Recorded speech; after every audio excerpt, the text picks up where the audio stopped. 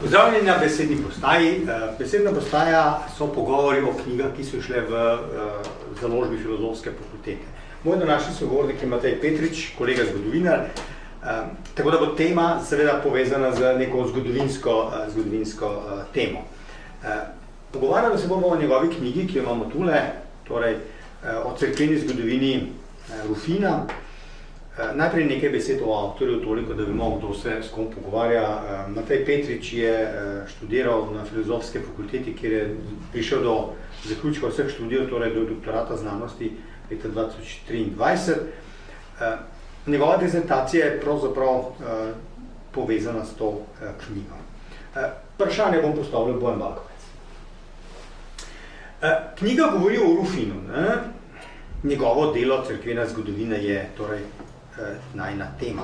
Mogoče za začetek, kdo zdaj to je, pravzaprav Rufin in kako sploh vemo to, kar vemo o njem? Ja, seveda, najprej hvala za ta uvod. Torej, Rufin iz Aquileje je ena izmed najpomembnejših krščanskih osebnosti 4. in zgodnega 5. stoletja. Bil je v svojem življenju zelo dejaven, pustil je zelo velik pečat. Če nakratko orišem njegovo življenje, rodil se okrog leta 345, točni datum ni znan, vendar ga lahko tem datumu sklepamo na podlagi drugih virov. Rodil se v Concordii, to je neko majhno mestece med današnjim Trstom in Benetkami.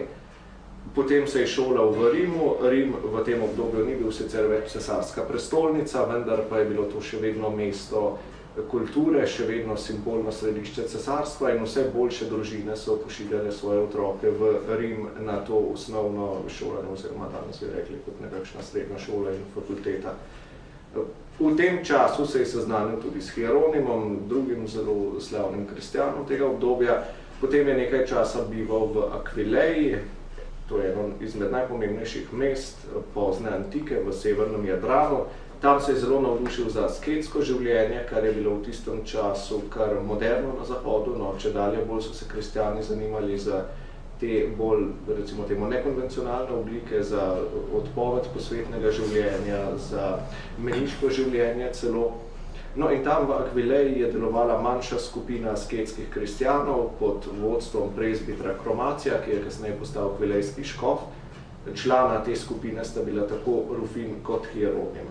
Več članov te skupine je kasneje odpotovala na vzhod med puščavske menihe. Naprimer, Rufin je odpotoval v Egipt, v Aleksandrijo.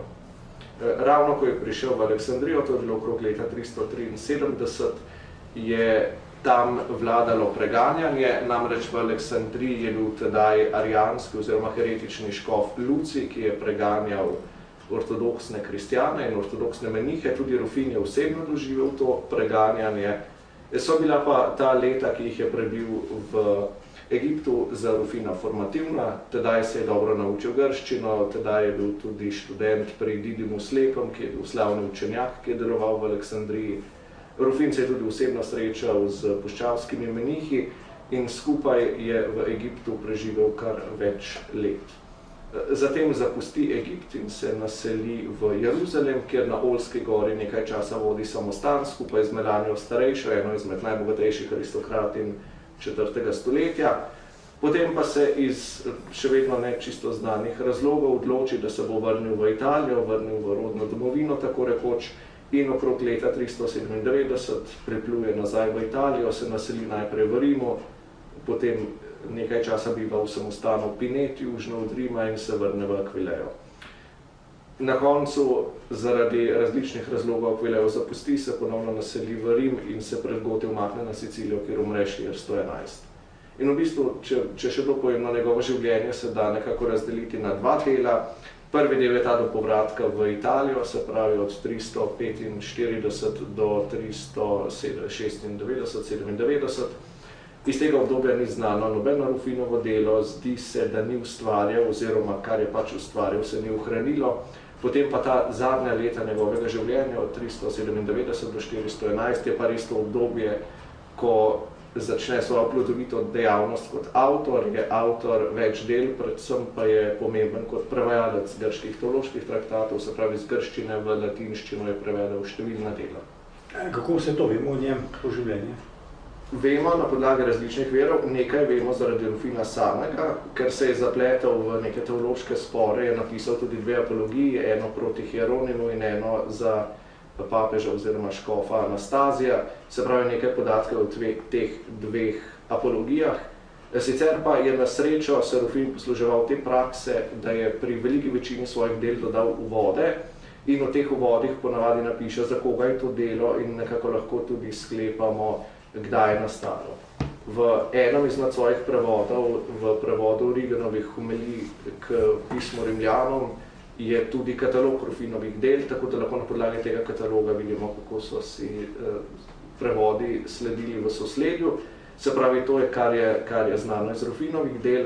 Potem Hieronim je tak avtor, ki ga večkrat omenja, sicer v negativni luči, tako da nekaj je znano iz Hieronima, nekaj pa še iz drugih verov, naprimer Pavlin iz Nole prinaša nekaj podatkov o njemu, ker sta bila prijatelja, potem Paladi, ki je bil grški avtor, ki je popisoval življenje menihov v Palestini, no in na Bližnjem vzhodu, da se tako izrazim. Paladi prinaša nekaj drobcev o njem, se pravi, verov je več.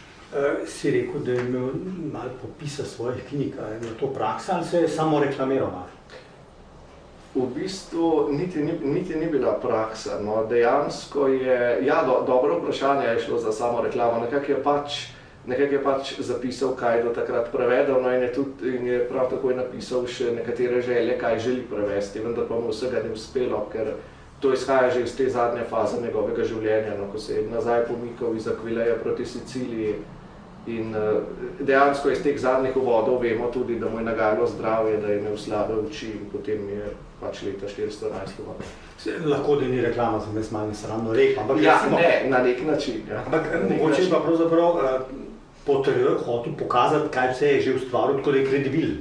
Lahko bi tudi tako rekli. Zanimivo je, no, ko smo ravno pri tem katalogu, ne, on je sam popisal, kaj vse ustvaril, tudi nekateri kasnejši avtori omenjajo, naprimer Genadij iz Marseja je napisal neko krajšo predstavitev Rufina v svojih znamenitih možeh, kjer tudi opiše, kaj vse je Rufin napisal. Potem ta slavni Kasiodor je v svojem Vivariju napisal tudi, omenil več del, ki jih je Rufin popisal. Zanimivo je, no, da v srednjem veku so pa Rufinova dela krožila pod tujimi imeni. Za več del je bilo, so pač avtori so srednjeveški ljudje domnevali, da je bil njihov avtor Hieronim oziroma so krožila brez imena. Tako da kljub vsej tej reklami, če se tako izrazimo, na koncu to nekaj dosti pomagalo, ker v srednjem veku so Rufinova dela kar brali, ampak večina ni vedela, da so Rufinova dela. Omenil si, bil je na zahodu, bil je na vzhodu. To zdaj sicer ne geografsko, ne, ampak je tudi še, v bistvu gre za 2 različna kulturna svetova, gre za grški svet, gre za rimski svet. Ne. V kontekstu vsebine knjige pa pišeš o cerkveni zgodovini, da je bil grški svet produktivnejši, ne, oziroma kaj je zdaj to vzrok, da je grški svet bil produktivnejši, ali je to zdaj grščina še zmeri ta znanstveni jezik predtorata latinščine, recimo? V bistvu, ja, na nek način razlogov je več, no. Predvsem bi rekel, kljub temu, da imamo predstavo, ne, da je po spreobrnenju Konstantina, se pravi v začetku 4. stoletja, da so bili kar vsi prebivalci cesarstva kristjani, temu ni tako, ne. Še v Rufinovem času je bilo večinoma krščansko prebivalstvo na grškem vzhodu, na latinski zahod je bil še kar v precejšnji meri poganski. Zdaj to je en razlog. Poleg tega je bil vzhod, grški svet, veliko bolje urbaniziran. Tam so bila večja mesta, to je bilo tudi ekonomsko jedro cesarstva in tam so bile te večje populacije izobraženih kristjanov. Zahod je bil tu v precejšnjem zaostanku, tudi kar se tiče vseh teh sporov glede Kristusove narave, ki so vzniknili v 4. stoletju, neznan je ta arijanski spor oziroma arijanska schizma, ko je Ari pač trdil, da Bog oče je sina, se pravi Kristusa, ustvaril kasneje in da Kristus ni nastal sočasno kot Bog oče oziroma da ima drugačno naravo. No, za podrobnosti o tem sporu dejansko na zahodu niso bile znane. Tudi Rufin sam v svoji cerkveni zgodovini nekje napiše, da niti zahodni škofje niso povsem razumeli, o čem se je šlo. Se pravi, razlogov je več, no. Prej si že, ko si ga opisoval Rufina, ne, da je šel v Egipt, pa je bil malo tudi on žrtev, je bil tega škofa, ki je preganjal Arijance. Je bil on Arijanca ali je pač samo slučajno, ker je bil tam, pa ni bil ravno Dejansko ravno obratno, no, ta škof je bil arijanski. Ta škof Lucij v Aleksandriji je bil arijanski, Rufin je bil zelo pronicejski kristjan. Sam zapiše, no, v cerkveni zgodovini sam omenja, da je bil osebno videl, kako so preganjali druge menihe, tudi sam naj bi bil v zaporu. Zdaj, koliko je to res, je drugo vprašanje. Najbrž bo že, ker Hieronim nekje zlobno pripominja, da Rufinovi privrženci njega imenujejo mučenec in da ga imajo kot nekakšno korifejo, s katero se hvalijo, da je tudi eden izmed njih trpel preganjanje.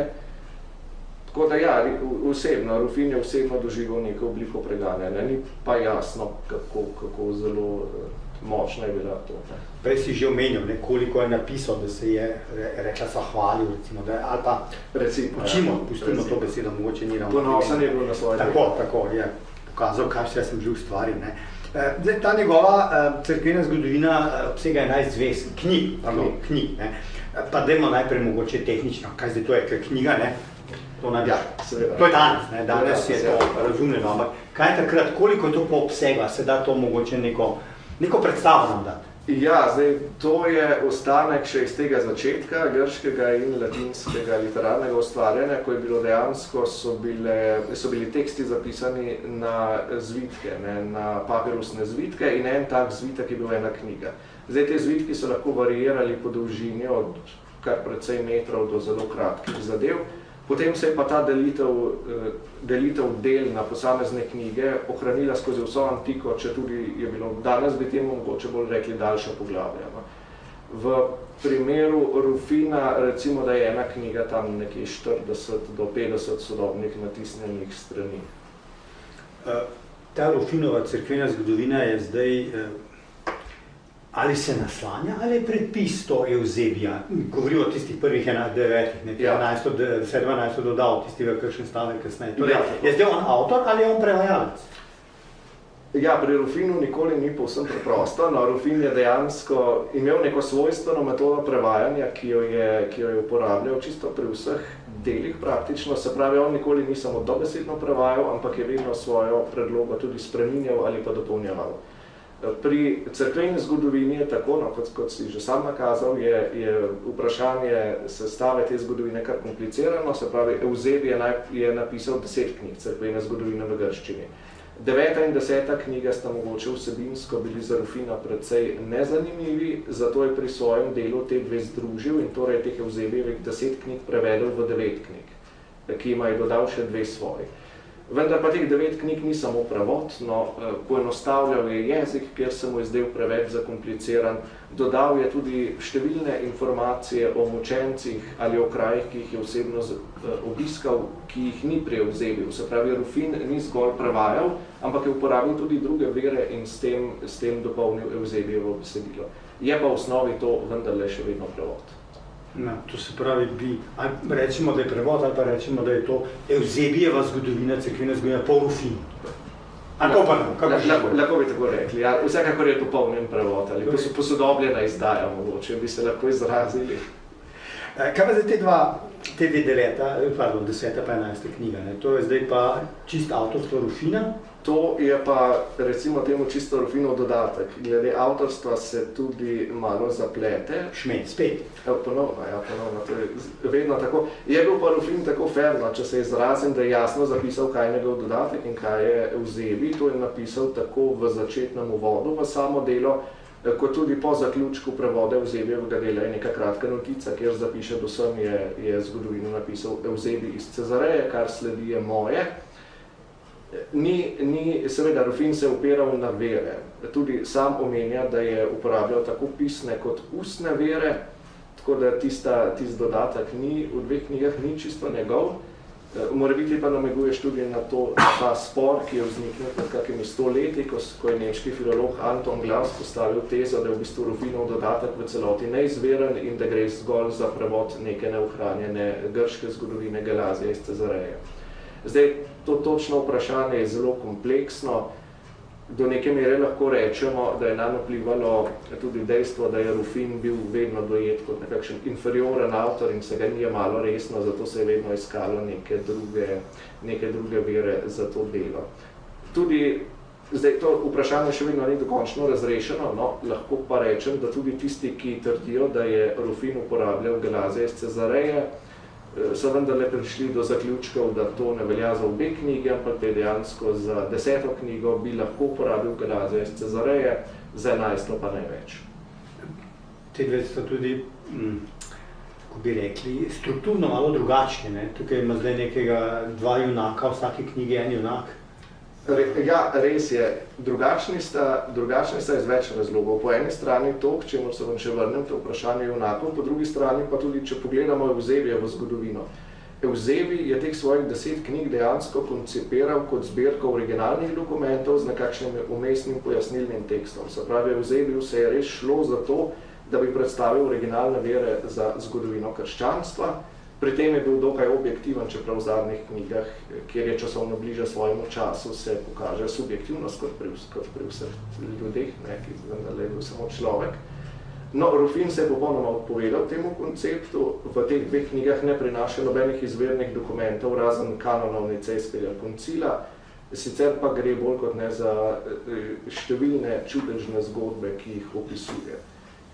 Rufinov cilj pri teh 2 knjigah je bil predvsem pokazati, da je Bog vedno na strani pravovernih kristjanov in da bi to najbolj ponazoril, si je zbral tudi 2 taka zelo vidna predstavnika. V 10. knjigi je to Atanazij iz Aleksandrije, to je bil škof, ki je odločno nastopil najprej še kot prezbiter, odločno nastopil proti Ariju in njegovih herezij, potem so vzhodni cesarji bili nekako nenaklonjeni Atanaziju in je moral iti v več izgnanstev.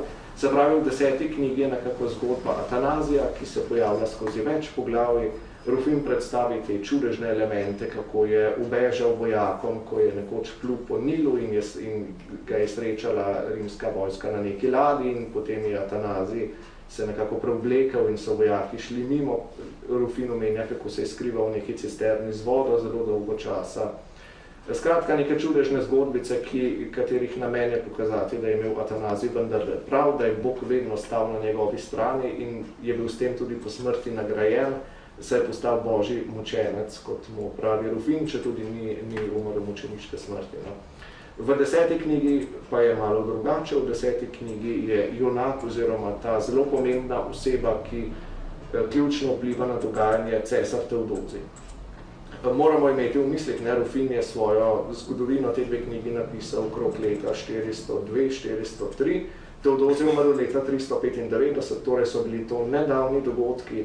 In Rufin zavestno v 11. knjigi predstavi vladavino cesarja Teodozija kot nek ta čudežni čas, ko je bilo premagano poganstvo tako v verskem smislu, dodaja oziroma prinaša dolg opis uničenja poganstva v Egiptu, kako tudi v vojaškem smislu, to je mogoče za naše obdobje zanimiv njegov opis bitke pri Frigidu, ki je potekala na slovenskem ozemlju med Teodozijem in uzurpatorjem Evgenijem. Odkot je to imel? On ni bil pri Frigidu? Ni bil pri Frigidu, je pa živel v Akvileji, ki je zelo blizu Frigida, tako da lahko domnevamo, da se je opiral tudi na ustne vere, lahko domnevamo, da je prišel v stik z ljudmi, ki so poznali dogajanje nekaj let pred tem. Poleg tega vemo za nekatere stvari, da jih je prevzel od pisnih verov. Ena značilnost Rufina je tudi ta, da se v svoji zgodovini zelo veliko posveča krajem, ki jih je sam obiskal. Zdaj, ali je to Aleksandrija, ali je to končno tudi Rim, nekaj upisuje Milano, ki sicer ne zato, ker bi tam prav veliko bil, ampak zaradi povezave s škofom Ambrozijem, ki ga je imel zelo visoko v čislih. Sicer pa tako Rufin opisuje veliko krajev, ki jih je sam videl, oziroma za dogodke je imel tudi na voljo očividce, ali pa ljudi, ki so imeli zanesljive podatke o tem. Naprimer, ko opisuje pokristjanjevanje Iberije, se pravi področja Kaukaza, današnje Gruzije, mu je to zgodbo širjenja krščanstva povedal Bakuli, ki je bil nek vojaški poveljnik v Rimu in ki je bil sorodnik iberskih kraljev, tako da je imel to ibersko tradicijo, torej izvedel iz prve roke. Zdaj si omenjal tele pokristjanjevanja. Ja.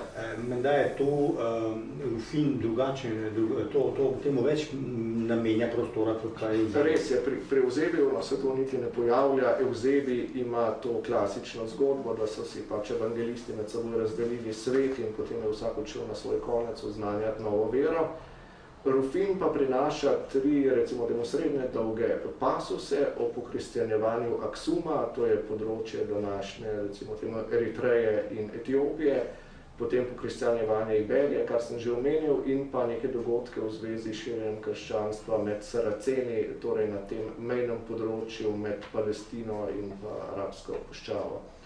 Pri Rufinu je to neke vrste inovacija, tem zgodbam nameni kar nekaj prostora. Jih je pa ne nazadnje treba brati tudi v luči teh geopolitičnih napetosti v pozni antiki. Namreč, če si zamislimo na zemljevidu na vsa 3 področja, tako Kavkaz kot recimo vzhodno od današnjega Izraela, pa tudi Eritreja je nekako na tem mejnem območju med Rimskim cesarstvom in pa med Perzijo. Se pravi, za vsa 3 področja je bilo za Rimljane zelo pomembno, da so jih nadzorovali. Grščina je bilo v tistem času, to si že omenil, še vedno jezik teoloških razprav. Res. Je to rezultat zdaj samo tega, da je vera iz tega, recimo, širšega grškega prostora išla, ali pravzaprav tudi same moči grškega dela že razpadajočega rimskega cesarstva? No, mogoče bi na začetku popravil cesarstvo. Rufin je bil ravno tem pred razpadom, kako bi rekel, pisal. Takrat v njegovih letih se še ni zdelo, da bo neka tragedija. Tudi dejansko, potem, ko so Goti uplenili Rim, so Rimljani nekako mislili, da bo vse v redu. Ampak ja, če se vrnem tvojemu vprašanju, dejansko je več vzrokov. Predvsem krščanstvo je bilo že prej veliko močnejše na vzhodu, tako da si je ta zgodna krščanska literatura bila pač pretežno iz vzhoda. Tudi na zahodu so zelo dolgo uporabljali grške teološke pojme, tako za teološke koncepte, kot tudi čisto preprosto za kakšne funkcije znotraj krščanske hierarhije. Grki so imeli tudi vedno veliko, že iz poganskih časov je bilo pri Grkih večje zanimanje za filozofijo, lahko bi na nek način rekli, da se to odraža tudi v veri, ko jih je predvsem so jih znatno bolj zanimale te razne teološke finese, razne herezije. Na Zahodu veliko tega niso razumeli. Na Zahodu je bila tudi ta krščanska publika manjša, zato tudi potreba po teh prevodih. Zato je Rufin tudi odigral tako veliko vlogo s svojimi prevodi iz grščine. Po drugi strani moramo tudi vedeti še nekaj. Res je, da so izobraženci vsaj načeloma imeli neko znanje grščine, tudi na Zahodu, v latinskem delu, vendar pa je to znanje v 4. stoletju in 5. že upadalo. Ni bilo samoumevno, da je človek znal brati grško. Tudi ko Rufin pride iz Palestine v Italijo nazaj, ko se vrne, je tam obstajala neka potreba po prevajanju grških teoloških del, se pravi, niso imeli, recimo temu kristjani v Rimu, niso imeli kar nekoga, ki bi jim lahko prevedel to delo, moral priti Rufin, da je na primer začel Origena prevajati. Zgodovina cerkve, zdaj, ali je to še kaj širše, ne samo govorimo o Eusebiju in o Rufinu, ali je to zgolj strogo razvoj cerkve? Se da tudi splošen razvoj družbe videti iz tega? Niti ne, ker že Eusebij se je zavestno oddalil od tega poganskega koncepta historiografije, ne pogani, kot najbrž vsi vemo ali pa si lahko predstavljamo. Poganska historiografija je bila pač ta klasična bitka in politično dogajanje in pa seveda tudi versko ozarjeno, bogovi so vedno prisotni. Pri kristjanih se je šlo predvsem za zgodovino krščanstva, za zgodovino katoliške cerkve. Že Eusebij sam nekim svojim delu zapiše, da sicer najbrž bi pričakovali od njega, da bo opisoval bitke, ampak on opisoval teh zemeljskih bitk, to da mislim, da pravi bitke za dušo, za poslednje življenje, za posmrtno življenje. Pri Rufinu je podobno, dejansko posvetnih dogodkov praktično ne opisuje v obdobju, ki ga pokrivajo njegovi 2 knjigi, česar mislim, da še niso omenila, se pravi od leta 325 do 395, to je od Nicejskega koncila do smrti Teodozija Velikega. V tem obdobju je bilo več uzurpacij, barbari so povzročali določene probleme, Rufin tega praktično ne omenja. Glede barbarov omenja to bitko pri Adrianoplu, kjer so Goti uničili vzhodno rimsko vojsko in ubili cesarja Valensa, ampak Rufin to nakratko omeni kot zgolj, da se je tedaj začelo to slabo obdobje oziroma so se začele dogajati slabe stvari za Rimljane, kaj dosti se s tem ne ukvarja. Še najdaljši opis take posvetne teme, če se tako izrazim, je ta bitka pri Frigidu, no, ker Rufin ponuja kar dolg opis bitke, ampak to zgolj zato, ker celo prepoved ukveri v nekakšni religiozni dimenziji, celi prepovedi da neko versko ozadje, ne. Zanj to ne gre, zanj to ni boj med legitimnim cesarjem in uzurpatorjem, ampak boj med katoliškim cesarjem Teodozijem in nekakšnim zagovornikom poganstva Eusebijem. Prav zdaj splošnega pregleda zgodovine cesarstva iz Rufina ne dobimo iz teh let. Torej on tudi ni nek pomemben vir za bitko pri Frigidu? Je. Za bitko pri Frigidu je. Zdaj nekaj, da da pač ta teološki okvir, ne, da vse predstavi, kot bi šel za verski spopad, ampak dejansko je eden izmed zgodnejših in najpodrobnejših verov. Ne drži vse, kar piše, je pa tudi pri Rufinu moč videti, kako se je ta tradicija spreminjala, ne, kako so se dodajali ti elementi, naprimer ta burja, ki je pomagala Teodoziju. Tega mislim, da čisto začetne verzije nimajo, potem je vsak nekaj dodal. Rufin je pomemben, ampak kot velja za vse antične vere, ne moreš pač vzeti za suho zlato, kar pravi, ampak je vedno treba primerjati z drugimi oziroma rekonstruirati dogajanje na druge načine. Mogoče, če samo še to omenim, no, kar se tiče širše zgodovine krščanstva, ko si vprašal, če Rufin kaj opisuje te zadeve. Če nekdo zdaj pač odpre to knjigo in ne začne brati v slovenščini, je nimamo, je pa naprimer v angleščini pred parimi leti šel prevod. Če ne bereš opomb, če ne bereš, kdaj točno se je kjer dogodek zgodil, v bistvu nimaš nekega kronološkega občutka, kako si dogajanje sledi, ker je na nek način Rufin Eusebijo vseeno zgodovino zelo orientiral svojo, tako da je vedno omenja sosledice škofov v najpomembnejših mestih, tako da s pomočjo škofov in pa vladarskih let nekako umešča dogajanje v zgodovinski kontekst. Pri Rufinu tega skoraj da ni, tako da če bralec nima v glavi sosledico cesarjev in približno katerega leta se je nekaj zgodilo iz Rufina, si ne bo predstavljal, kaj se je kaj. Rabiš pomožne tabelice zraven. V bistvu, ja, ali pa opombe, ne. Če so dovolj kratke, ne? Ja, da se utrudiš in ne bereš več opomb, čeprav bi bilo zelo pametno, kot tudi kje drugje, ne.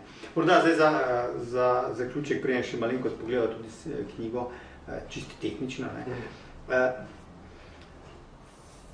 Rekel si že malo, tudi tam, ko si tistega nemškega Anton Glas, tega filologa omenil, ja, ne.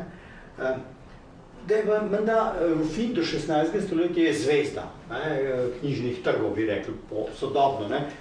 Potem pa kar ni ga več. Seveda, to je, na nek način je to razumljivo, ne. Znanje grščine je v srednjem veku praktično neobstoječe, na zahodu določeni izobraženci so grško seveda znali, velika večina pa ne. Medtem ko se znali latinščino v krani. Tako da v bistvu do obdobja humanizma, ko se spet poveča znanje grščine, je bil Rufin eden od najpomembnejših virov za cerkveno zgodovino, vsekakor so Eusebija brali v Rufinovem prevodu. Potem, ko se poveča znanje grščine, tudi ko natisnejo Eusebijev original v grščini, potem Rufinova slava začne rahlo zatonjena, oziroma Rufinova uporabnost. In je pa treba omeniti, no, Rufin je imel neko konkurenco že v poznoantičnem času, ne, ker nekaj desetletij oziroma stoletij kasneje je v Kasiodorjevem krogu nastala tako imenovana historia tripartita, se pravi trodelna zgodovina, kjer je šlo za latinski prevod kombiniranih pasusov iz Sokrata, Sozomna in Teodoreta, to so trije grški cerkveni zgodovinarji iz 5. stoletja. In v bistvu že tista zgodovina je konkurirala Rufinu na nek način, ker je precej bolj obširna za podobno časovno obdobje. No, za konec morda kot zadnje takšno vsebinsko vprašanje, ne? Kakšna je danes uporabna vrednost? Pustimo seveda, da je to zelo zlorabljeno, mislim, zelo napačna uporaba te besede, ker sem ti jo zdaj ki si me zdaj izrekel, ampak kakšna je uporabnost Rufina in njegovih del danes?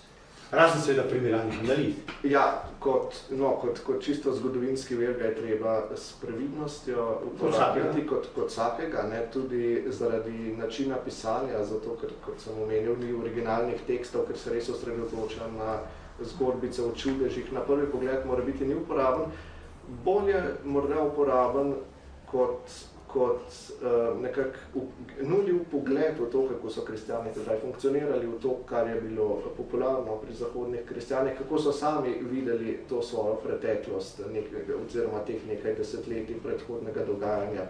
Ker vemo, da 4. stoletje je bilo ključno za zgodovino krščanstva, tedaj je Teodozij začel podpirati, oziroma ne Teodozij, tedaj je Konstantin začel podpirati krščansko vero. Neko kulminacijo to doseže s Teodozijem, ki tudi formalno dokončno prepove poganske kulte. Je pa kljub vsem tem čudežnim zgodbicam, mogoče treba reči, da je Rufin vendarle v številnih primerih je najstarejši ohranjeni avtor, ki prinaša določene informacije, naprimer za pokristjanjevanje Iberije, kar sem že omenil. Dejansko ta verzija, ki jo ima Rufin, je potem podlaga za kasnejšo ibersko tradicijo o svoji zgodovini. Je pa res, da v povezavi s tem Antonom Glasom se je v delu strokovne javnosti zasidralo prepričanje, da Rufin ni izveren, tako da se raje upirajo na kasnejše grške zgodovine, ki naj bi bolj ohranile to Gelazijevo besedilo, ki naj bi ga Rufin prevajal. Rufin v zadnjih letih je večje zanimanje zanj, pred tem je že nekoliko usahnilo, vendarle pa se spet vrača. To zdaj sicer ni najno polje. Kaj pa lingvisti? Imajo kakšne vprašanje v zvezi z prevajanjem iz latinščine v grščine, pa če je Rufin tukaj kaj... Ja, ravno vprašanje... Zvezda... Zvezda, tako je, zaradi te tehnike prevajanja, ki sem jo omenil, je problem, ki ni dobesedna. Ja, iz tega vidika je problem. To so mu že nekateri učitelji v njegovem času, da ne prevaja dobesedno. Po drugi strani so bili pa te prevodi tako zelo brani, da je očitno izbral pravo metodo. Zdaj, specifično z vprašanjem prevajanja se je ukvarjalo več zgodovinarjev in več klasičnih filologov, vendar je to pogosto omejeno na poskuse, da bi ali rekonstruirali izvirno grško besedilo, ker je tako, Rufin, vsa ta dela, ki jih je Rufin prevedel, niso več na voljo v grščini, nekatera so na voljo samo v njegovem latinskem prevodu, tako da so nekateri poskušali na podlagi tega latinskega prevoda rekonstruirati originalni grški tekst. To je to lingvistično zanimanje. Sicer pa za nekoga, ki zna latinsko in ki gre to zgodovino brati, Rufin uporablja dokaj preprost jezik in pa dokaj klasičen, ni kakšnih prav veliko poznoantičnih konstrukcij, ki že kaže na ta začetek srednjega veka, niti ni. Morda zdaj še za zaključek, kako je zgrajena knjiga?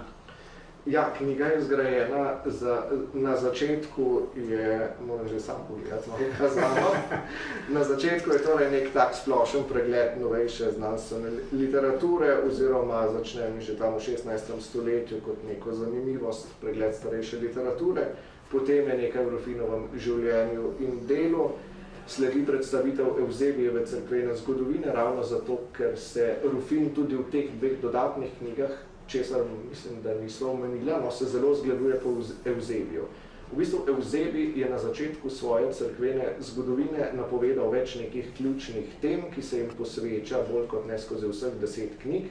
In Rufin je v tem svojem dodatku, kljub temu, da ga je zasnoval malo drugače, da nima izvirnih besedil in podobno, kljub temu v dodatku sledite tem Evzebijevim temam.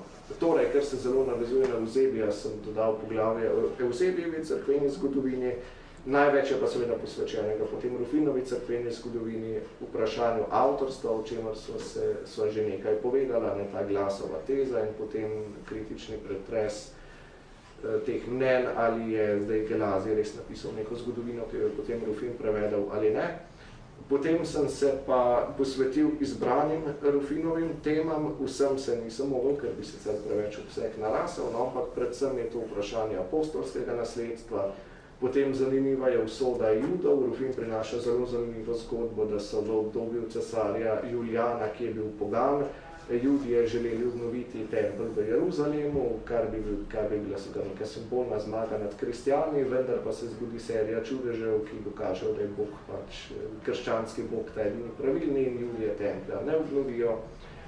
Potem precej dela, precej vsebine pa je posvečeno tudi boju proti poganom. Rufin temu nameni kar nekaj prostora. Omenil sem že, da je ključen zanj Egipt.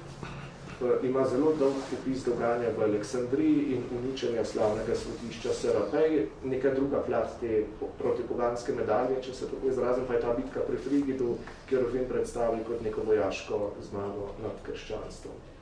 Ob koncu vsega skupaj posledi še pregled zgodovine, pregled posameznih poglavij, tak sumaren, da si bralci lahko lažje predstavljajo, o čem točno piše.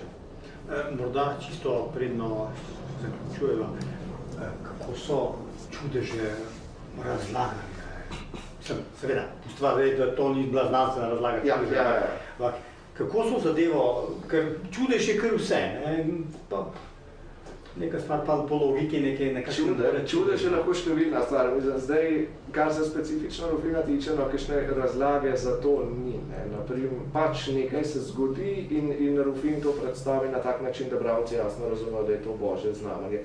Naprimer, ko poskušajo Judje obnoviti ta tempelj, Rufin jasno zapiše, da se ta jeruzalemski škof ni bal, da bi se kaj zgodilo, ker seveda v Svetem pismu nekje na 2 mestih piše, da pač jeruzalemski tempelj ne bo več stal. Ko so začeli z gradnjo, so potem čudežno iz neke jame začel buhteti nek ogenj in je več Judov zgorelo, potem je bil nek čudežni potres. Ko še vedno niso verjeli, so se jim pa na oblekah pojavili križi. Na ta način je vse predstavljeno. Ni neke razumske utemeljitve, ali kako bi rekel, ampak je pač kot dogajanje višje sile, ki pokaže, da Bog res nadzoruje vse, oziroma da je Bog tisti, ki usmerja vse zgodovinsko dogajanje. Ni pa neke racionalizacije za tem. Dobro, hvala ti lepa. Za zaključek bom naredil reklamo, tako kot je Rufin naredil. Torej, knjiga je šla v zbirki Historija, ki jo je izdajal Oddelek za zgodovino Filozofske fakultete Univerze v Ljubljani. Seveda so pri tem pomagali tudi sodelavci založbe Filozofske fakultete. Torej, bralci vabljeni v knjigarno Filozofske fakultete, kjer lahko knjigo kupite, ali pa na spletno stran, kjer si lahko pretočijo PDF, če so pač bolj interesenti za nek sodobnejši pristop. Hvala lepa. Hvala.